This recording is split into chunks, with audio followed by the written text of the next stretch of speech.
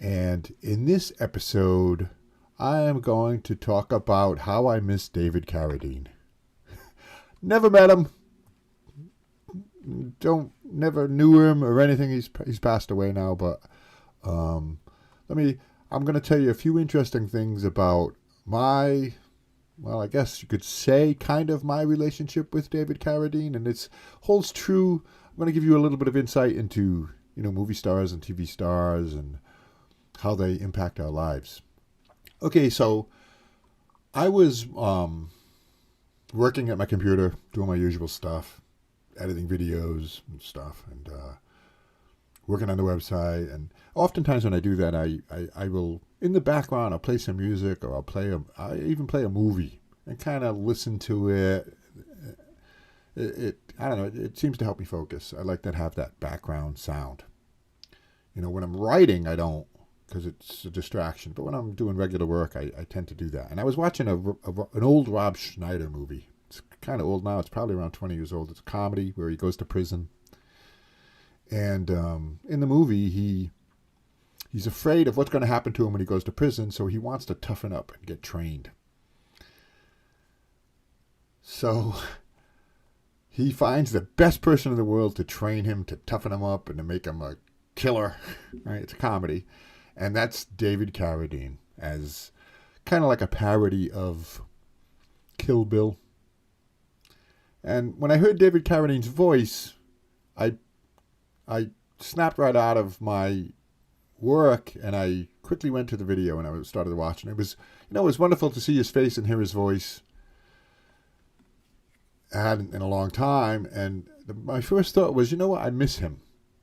Really, that's the only thing I could think of. It just was like, wow, it's great to hear him and see him, even though I'm not really. Even though it's a recording from a movie. But let me tell you the story about me and David Carradine. And I don't know him, never met him. We don't really have a story, but it goes back to, I think, a period of time in America that was kind of, I don't know, special. A time of optimism, and it's the 70s. And David Carradine came out with a TV show that I think in its first year was number one in America. The number one most watched TV show was called Kung Fu.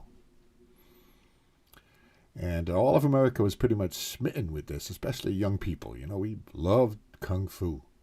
It had a dramatic impact. Those were the days of Bruce Lee, too, was right around that time. It had a really profound impact on America. And, karate studios started popping up all over the country, dojos. But here's the thing. It really had the TV show had a profound effect on me, on my psyche as a growing young kid, in that it espoused like this philosophy. How do I put this? The philosophy was this, and if you've never seen the show, you should watch some episodes, although they're kind of dated now, being that old. They probably a little bit hokey, right? But the philosophy was really, really nice. I really resonated with it. It was, well, no, first let me talk about the story arc. The story arc was important because the whole thing pretty much revolved around David Carradine. His name was Kwai Chang Caine.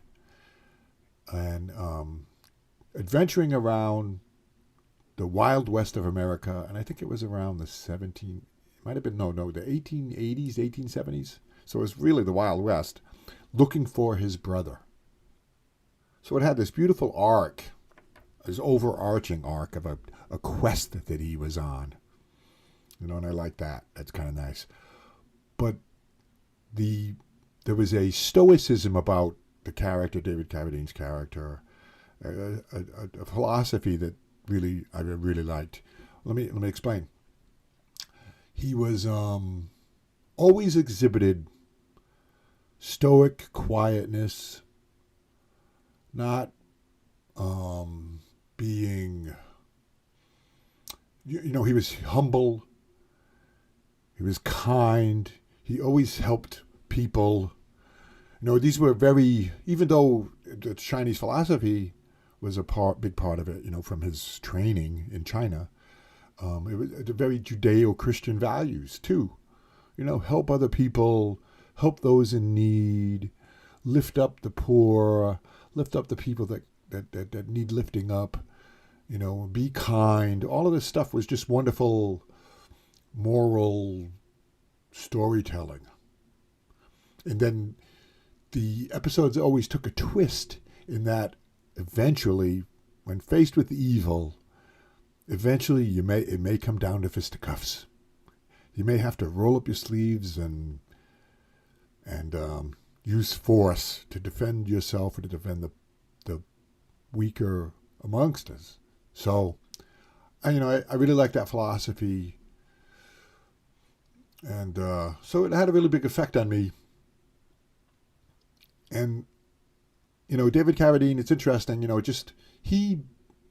we can't, it's difficult as human beings, because since the beginning of human beings, we've interacted with others, and you see their behavior and what they say and what they do, and you form judgments and affectations towards the other people, or dislikes towards other people, or all this whole range of human emotion and spectrum of feelings that we get. And we can't help but also to some extent do that with movie stars and TV stars,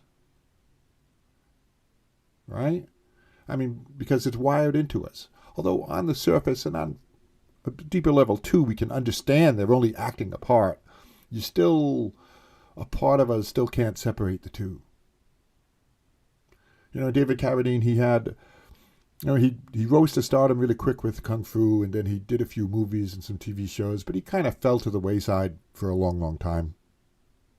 Wasn't really in the public eye that much. He worked, and then his star rose again decades later with Kill Bill by Quentin Tarantino, which was wonderful to see. He was the perfect person. I would imagine Tarantino and the writers wrote that role specifically with him in mind as Bill, because no one else would be able to be Bill. It was just perfect.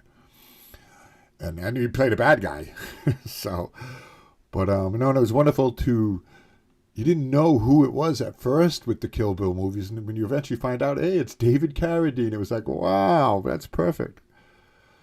So, then his career was reignited, and he rose to fame again. And since he has passed now, it's been years since he passed away, but I thought to myself, I do miss him. I do miss, I guess you could say, more Kwai Chang Caine, I guess, the character in Kung Fu. I miss that beautiful, poetic stoicism of being kind and being good and helping people. And then as a last resort, if you have to, you're still capable of defending yourself and bringing force to bear against the evils of the world. It's a simple and pure message wrapped inside an overarching, the arc of his story of his life, of the search for his brother in the wild, wild west. There's a lot of metaphors, a lot of symbolism, and a lot of, just poetic beauty in the whole darn thing. So, our movie stars, they do have a responsibility. They probably know it to some extent, because they really do have an impact and an effect on us as watchers, as observers of their characters. If you admire different characters from the silver screen, or different actors or actresses or people that take up space in our realm, in your head, that's okay. And hopefully these actors and actresses, they understand the power they do wield, and they wield it in a way just like Kwai Chang Caine did, in a way that says, hey, stoicism, being good, sharing and giving and helping others, and moving forward in your quest, your search within this world is important, and to be strong and to persevere on. That's wonderful. So it was wonderful for me to hear his voice and to see his face again, after I hadn't thought about David Carradine or Kung Fu in a long, long time. But I want to say to you, wherever you are right now, Mr. Carradine, thank you for the things you did. Thank you for bringing some stuff to, in a small way, I guess, or maybe in a big way, to my life.